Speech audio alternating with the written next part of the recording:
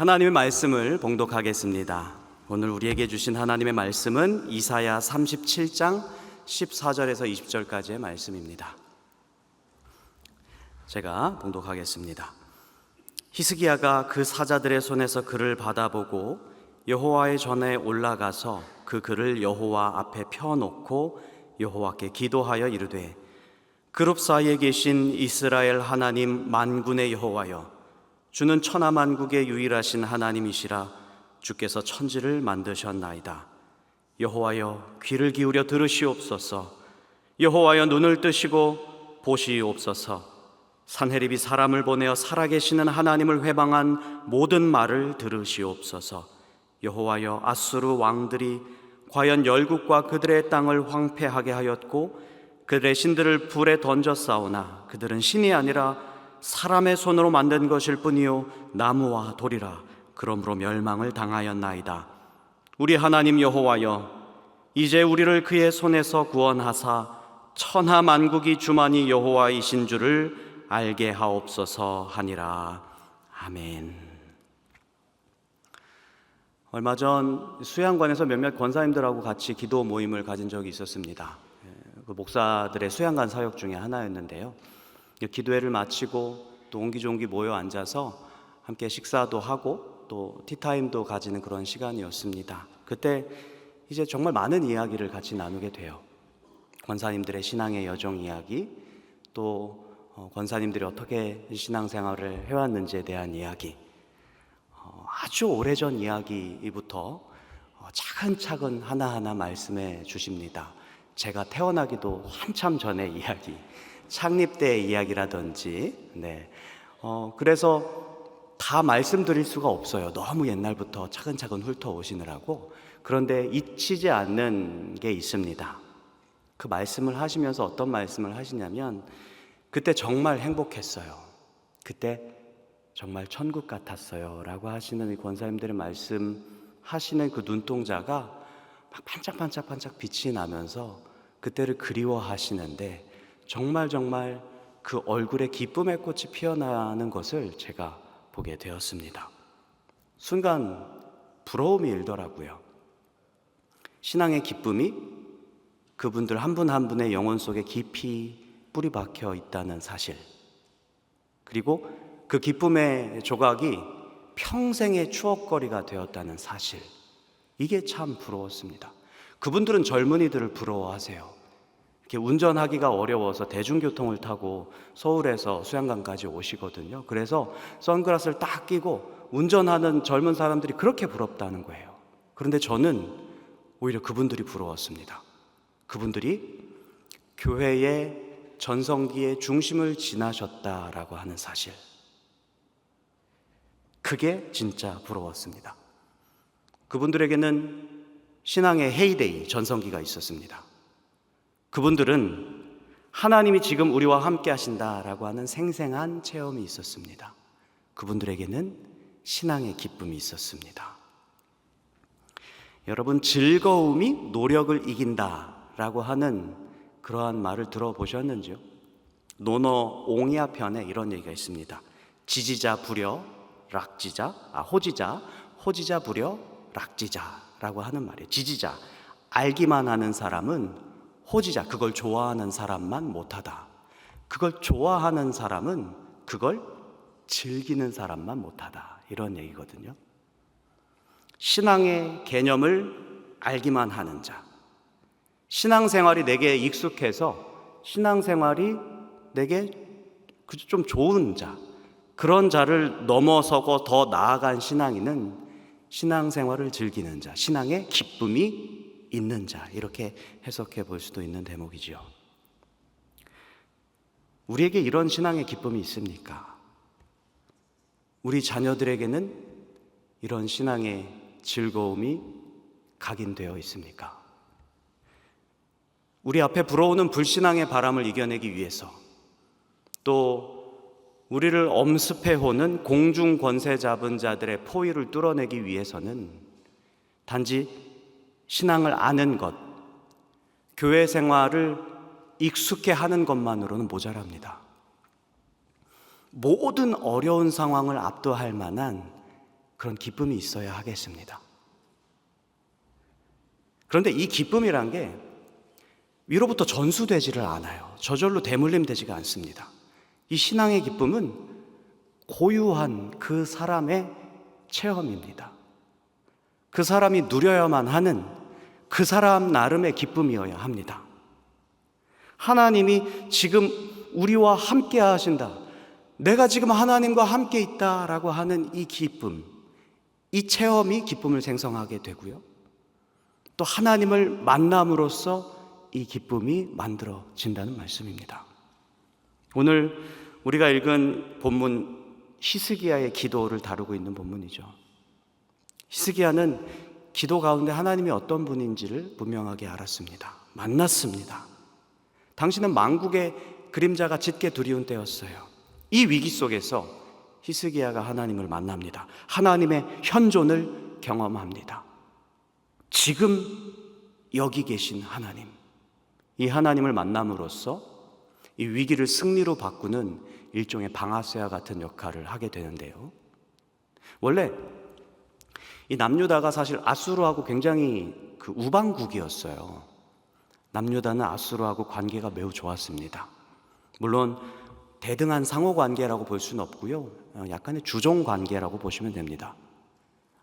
유다는 아수르에게 조공을 바치고 아수르는 유다를 군사적으로 보호해주는 그런 관계가 탄탄하게 이루어지고 있었죠. 그랬던 아수르가 히스기야를 침공한 겁니다. 무슨 일이 일어났던 걸까요? 왜 그렇게 관계가 좋았던 히스기야, 이 남유다를 침공했던 걸까요? 아무래도 히스기야가 아수르에게 어떤 적대적인 행동을 한 것 같습니다. 크게 두 가지인데요. 하나는 열왕기에서 찾아볼 수 있고 다른 하나는 역대기에서 찾아볼 수 있습니다. 먼저 열왕기를 보시면 열왕기하 18장 8절인데요. 그가 블레셋 사람들을 쳐서 가사와 그 사방에 이르고 망대에서부터 견고한 성까지 이르렀더라 라고 기록하고 있어요. 히스기야가 주변의 잔당들, 주변의 부족들을 하나하나씩 정복을 하고 나라의 방어진을 견고하게 구축함으로써 전열을 가다듬습니다. 이것만 보면 사실 그 나라의 국방행위잖아요. 정당한 국방행위라고 볼 수가 있는데 아수르 입장에서는 이게 아니었어요. 단순히 자기 나라를 지키는 행위가 아니었어요. 아수르의 궁극적인 목적은 유다로부터 조공을 받는 데 그치지 않았습니다. 아수르의 궁극적 목적은 어디까지 내려가는 거였냐면 이집트까지 밀고 내려가는 거였어요. 그러니까 이집트로 향하는 남침의 어떤 교두보로 유다를 사용한 것뿐이었죠. 그런데 그 유다가 자기 성을 보호하고 전열을 가다듬는다? 이건 남침을 방해하는 적대 행위로 받아들여질 수밖에 없는 노릇이었죠. 두 번째는 역대기에 나타난 원인인데요. 역대하 29장에서 31장을 보면 긴 분량을 걸쳐서 히스기야가 남유다의 전체 땅을 돌아다니면서 종교개혁을 단행합니다. 흐트러졌던 야훼 제사, 여호와 신앙을 고취시키고 또 산당을 헐고 우상을 척결하고 그 땅을 정화하는 일들을 마무리하게 되죠. 그런데 이 고대 사회에서의 전쟁은 그 나라 대 나라의 전쟁이 아닙니다. 고대 사회에는 신과 신의 전쟁이에요. 그래서 어떤 전투에서 누군가 이긴다 그러면 신이 이긴 거예요. 또 어떤 나라, 어떤 부족이 여기서 전쟁에서 이긴다 그럼 그 신이 더 센 거죠. 신들의 전쟁에서 이긴 신이 승리의 신이라고 여겨졌는데 히스기야가 성전에 있는 자기 아버지가 세운 아수르 제단을 다 헐어버리고 또 온 땅을 돌면서 여호와 신앙을 고취시킨다? 이건 아수르 입장에서 봤을 때 전쟁 준비나 다름없었던 거죠. 그래서 이러한 행동들 때문에 아수르는 히스기야가 자신들을 반역했다 이렇게 결론을 내리고 마침내 기원전 701년에 산헤립이 18만 5천이라는 대군을 끌고 남유다를 침공을 합니다.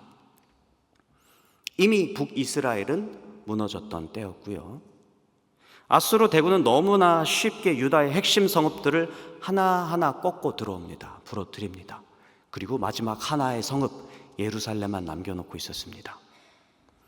예루살렘은 산헤립에 완전히 포위되었죠. 랍사게, 그러니까 산헤립의 어떤 술 맡은 관원이라는 직분이라고 하는 뜻이거든요.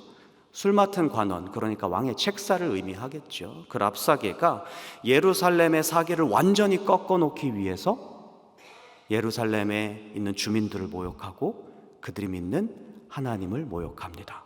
도대체 너희들이 무엇을 믿고 이렇게 저항하는가? 너희들 혹시 애굽 믿고 이렇게 저항하는 거냐? 애굽은 상한 갈대다. 이건 믿을 필요가 없는 거야. 아니면 너희들이 혹시 너희들의 하나님 여호와를 믿고 이러는 것인가? 여호와가 누군가? 너네들의 왕 히스기야가 이스라엘 돌면서 다 산당을 제거하는 바람에 예루살렘 성전 안에만 놓여 있다는 그 신 아닌가? 이렇게 모욕을 하죠. 얼마나 산헤립이 오만한지 이사야 36장 18절 이렇게 기록하고 있습니다. 혹시 히스기야가 너희에게 이르기를 여호와께서 우리를 건지시리라 할지라도 속지 말라. 열국의 신들 중에 자기의 땅을 아수르 왕의 손에서 건진 자가 있느냐, 이렇게 이야기를 합니다. 여호와도 아수르를 당해낼 수 없다, 이 말이죠. 유다 백성들이 이 모진 조롱을 듣고 아무것도 할 수가 없어요. 아무것도 못합니다. 반응을 못해요. 할 수 있는 게 아무것도 없어요.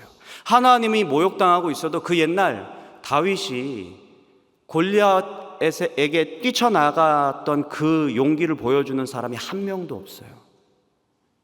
항복도 죽음이었고 저항도 죽음이기 때문에 아무것도 못해요. 정말 아무것도.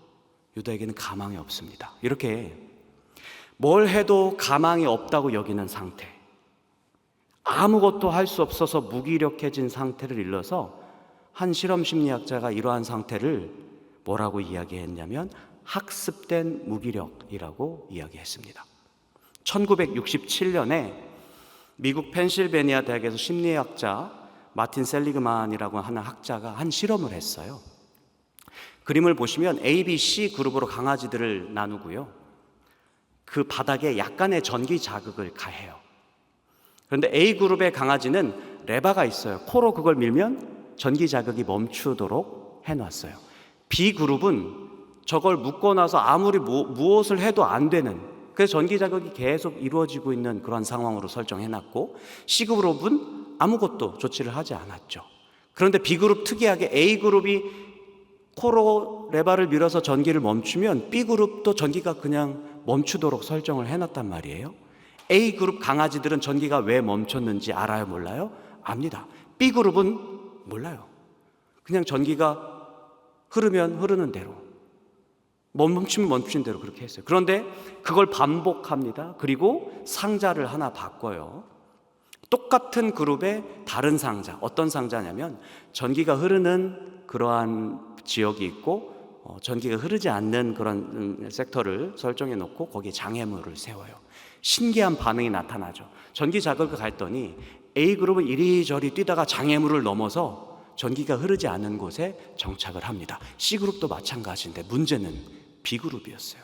B그룹은 전기가 흐르고 이 장애물만 넘어서면 전기가 흐르지 않는 지역으로 갈 수 있거든요. 그런데 계속 전기 자극을 그냥 감내하고 참아내고 무기력하게 앉아있다라고 하는 실험 결과를 얻게 된 거죠. 무엇을 의미합니까? 내 의지랑 상관없이 고통이 찾아오는데 너무 익숙해진 거예요. 그걸 뭘 해도 안 되는 것에 너무 자주 노출되어 있다 보니까 이것이 내면화되고 학습되고 새로운 조건이 펼쳐져도 그걸 넘어갈 수 없는 무기력에 빠져 있게 될 수밖에 없다라고 하는 실험이었던 거죠. 학습된 무기력. 아수르에 포위된 예루살렘 주민들이 지니고 있었던 그 마음 아니었을까요? 뭘 해도 우린 그들을 이길 수 없다. 뭘 해도 우린 상황은 변화되지 않는다. 이 상황에서 벗어날 수 없다. 뭘 해도 우리의 소망은 이루어지지 않는다.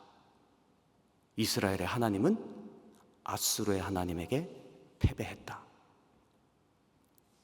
여러분, 이러한 패배주의, 이 학습된 무기력이 지금 우리 안에도 내재화되어 있을 수 있습니다.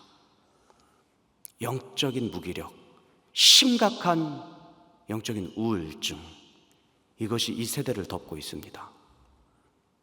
우리 젊은이들, 그리고 다음 세대들의 거대한 아우성이 들리는 듯합니다. 하나님은 나를 만나주시지 않는다. 뭘 해도 하나님이 생생하게 경험되지 않는다. 도무지 하나님이 믿어지지가 않는다. 아무리 발버둥 쳐도 나의 영적인 생활에 기쁨이 없다. 하나님이 우리와 함께 하시지 않는다. 아니, 하나님이 계시지 않는다. 이 세대를 뒤덮고 있는 이 엄청난 영적인 무기력, 이거 어떻게 극복할 수 있겠습니까? 오늘 히스기야의 이 기도를 보면 이 세계관의 전환이 나타나고 있어요. 세계관이 무엇입니까? 하나님이 이 세상과 어떤 관계를 맺고 있는가? 그리고 그거를 인식한 우리의 행동과 우리의 생각에 어떤 변화가 일어나는가?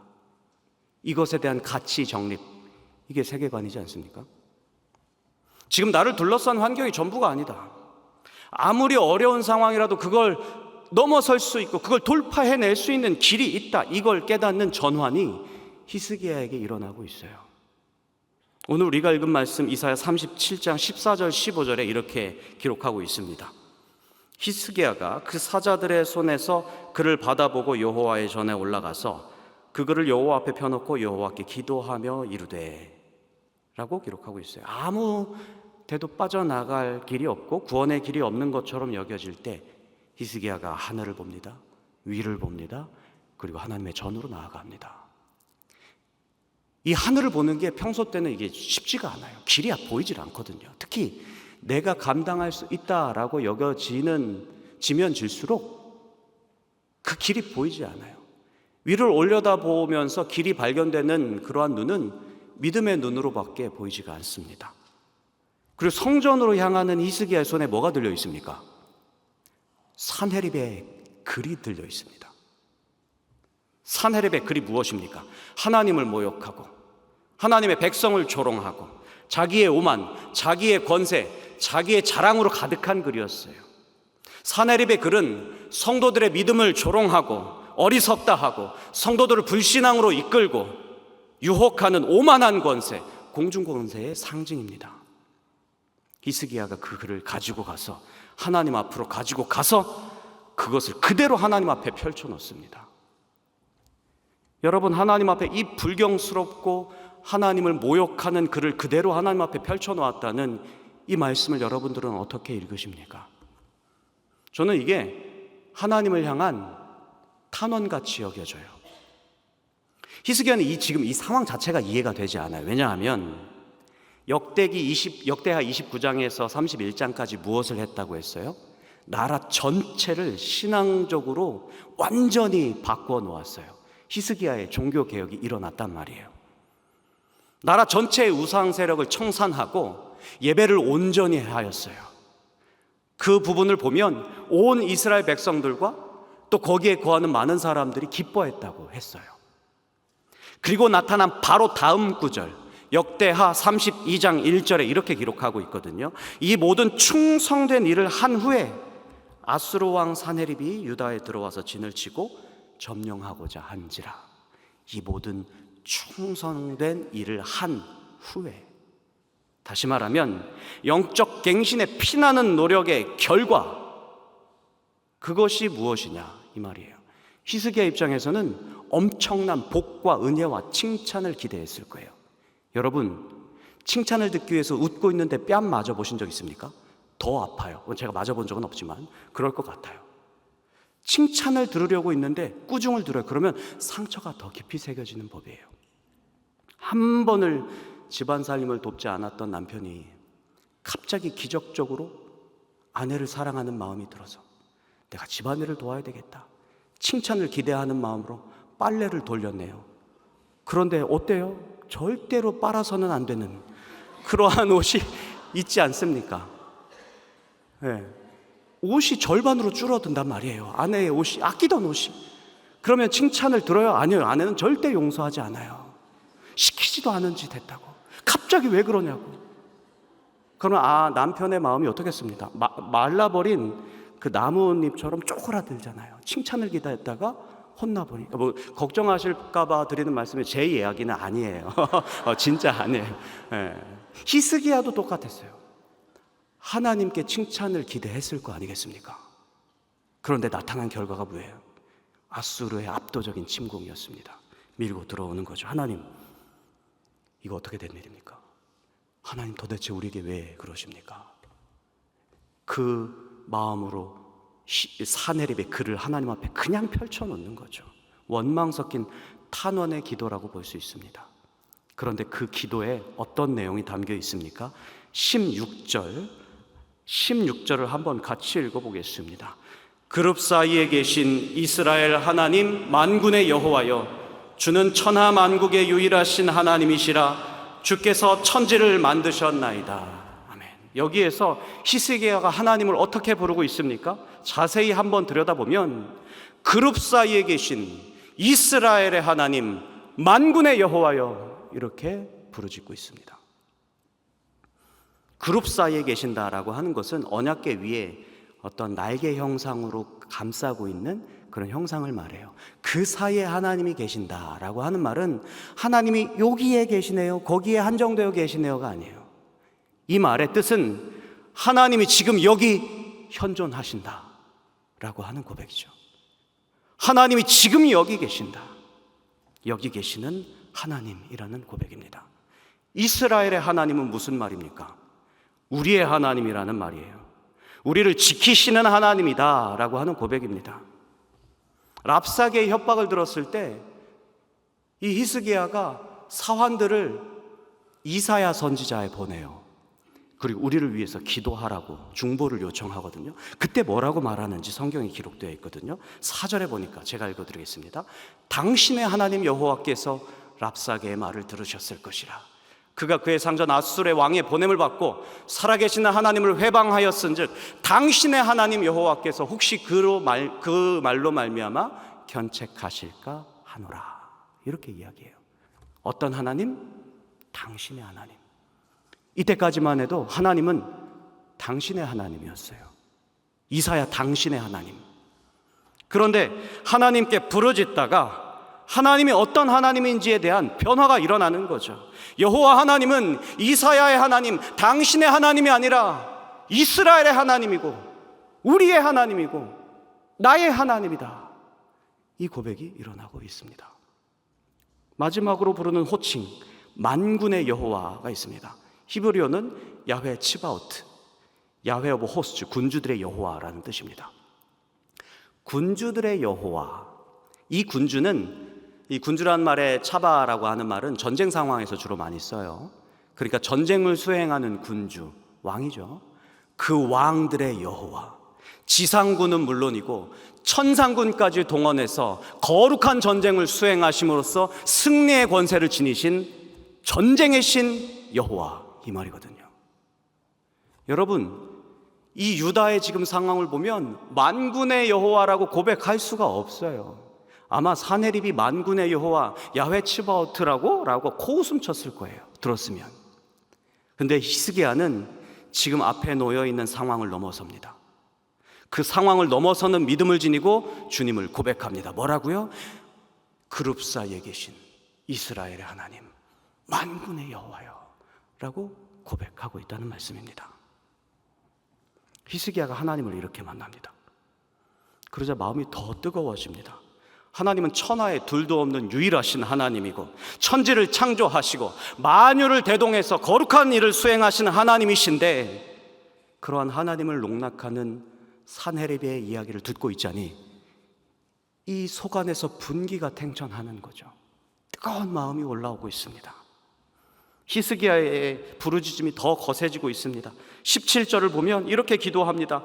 여호와여 귀를 기울여 들으시옵소서. 여호와여 눈을 뜨고 보시옵소서. 산헤립이 사람을 보내어 살아계시는 하나님을 회방한 모든 말을 들으시옵소서 라고 기도합니다. 히스기야의 기도의 시작이 사실 지금 풍전등화에 놓여있는 남유다의 목숨줄 연장을 위해서 기도를 시작했을 것 같아요. 그런 마음으로. 그런데 하나님을 만나고 뜨겁게 기도하자 그의 기도가 어떤 기도로 변화되냐면 하나님의 이름을 위한 기도로 변화되고 있습니다. 그게 우리가 읽은 마지막 절입니다. 한번 같이 읽어보겠습니다. 우리 하나님 여호와여, 이제 우리를 그의 손에서 구원하사 천하 만국이 주만이 여호와이신 줄을 알게 하옵소서 하니라. 아멘. 하나님께서 이 히스기야의 기도를 들으십니다. 내가 들었다. 산헤립이 누구에게 목소리를 높였는가? 산헤립이 누구를 향해서 머리를 흔들었는가? 산헤립이 누구를 멸시하고 조롱했는가? 이스라엘의 거룩한 이였다 라고 산헤립을 꾸짖으시고 이사야를 불러서 승리를 약속하십니다. 여러분, 이 사건의 결말이 어떻게 되신지 잘 아실 것입니다.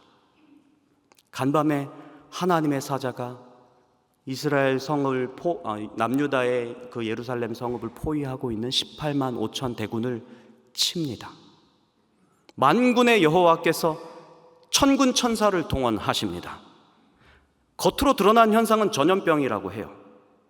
하지만 실제는 여호와 츠바오트의 역사였습니다. 만군의 여호와의 역사였습니다. 산헤립의 남유다 원정은 그대로 실패로 끝납니다. 고구로 돌아가고요, 그곳에서 자기의 아들들에게 비참하게 시해당함으로써 그의 통치가 마무리됩니다. 여러분, 이 사건은 남유다 역사에 길이 남을 압도적인 승리의 사건이었습니다. 그래서 백성들은 이 사건을 기억하고 기념하고 전수하려 했을 거예요. 그 이야기를 손주들에게 들려주시는 그 표정이 어땠겠습니까? 우리와 함께 하시는, 현존하시는 하나님을 우리가 만났다. 그 하나님이 우리를 지키셨단다. 가장 위대하신 하나님과 함께했던 그 시절, 우린 정말 행복했다. 수양관에 오르시는 그 권사님들 연세가 9순이 되셨습니다. 그 권사님들이 얼굴에 기쁨의 꽃이 피어 계셨습니다. 여러분, 우리의 신앙생활에도 이러한 기쁨의 체험이 있어야 하지 않겠습니까? 우리의 다음 세대에도, 그들의 신앙생활에도 기쁨의 꽃이 피어야 하지 않겠습니까? 그러기 위해서는 하나님의 현존 경험이 필요합니다. 하나님을 만나야 한단 말이죠. 우리 하나님께서는 하나님을 어떻게 만나야 할지 길을 예비해 주셨습니다. 내가 곧 길이요 진리요 생명이다 라고 말씀하셨습니다. 예수가 하나님을 만나는 길이다. 예수님을 만남이 하나님을 만남이다. 예수를 만나면 기쁨과 또 자유롭게 하는 진리를 경험하게 될 것이다. 그 길이 너희들을 살리는 길이다 라고 말씀해 주셨습니다. 여러분, 부활하신 예수님, 십자가를 바라보면서 만나는 부활하신 예수님을 만날 때 하나님을 경험하게 될 줄 믿습니다. 이 만남이 우리를 살립니다. 이 만남이 우리의 자녀들을 기쁘게 할 것입니다. 이 만남을 통해서 우리는 성령 강림 이후의 사건을 충만한 기쁨 가운데 살아갈 수 있을 것입니다. 오늘 오남선교회 가족들이 찬양을 했습니다. 주의 얼굴 뵙기 전에는 멀리 뵈던 하나님의 나라가 주님을 만나니 그 하나님의 나라가 날로 가깝다, 이렇게 찬양하셨습니다. 이 하나님을 만나는 사건이 여기에 계신 여러분 모두의 삶의 자리에 충만하게 나타나길 축복합니다. 그룹사에 계신 이스라엘의 하나님, 만군의 여호와, 이 고백처럼 우리 집에 현존하시는 우리 가정의 하나님이요, 내 일터에 계시는 내 기업의 하나님이시여, 우리의 예배 중에 계시고 말씀 가운데 임재하시는 우리 소망교회 하나님이여, 한국교회와 한반도에 좌정하시고 우리나라를 지키시는 우리 민족의 하나님이시여, 이 창조세계 안에 거주하시는 우주적인 하나님이시되 이 만군을 통하여서 하나님의 거룩한 일을 수행하시는 만군의 하나님이시여, 우리를 뜨겁게 만나 주시옵소서 라고 하는 기도가 우리와 또 우리 자녀 세대에 그 기도가 올려드려져서 하나님을 만남으로써 우리 안에 기쁨의 열매를 주렁주렁 맺어가시는 성령의 역사를 체험하게 되시기를 주님의 이름으로 축복합니다. 기도하겠습니다. 지금 여기 우리와 함께 하시는 하나님, 무기력한 우리 또 우리의 다음 세대들을 만나 주시고 우리를 인도 보호 승리케 하시는 하나님의 능력을 체험함으로써 우리 안에 신앙의 기쁨이 꽃피게 하여 주시옵소서. 생명력 있는 삶을 살아가는 주님의 자녀들 되게 하여 주옵소서. 예수님의 이름으로 기도드립니다. 아멘.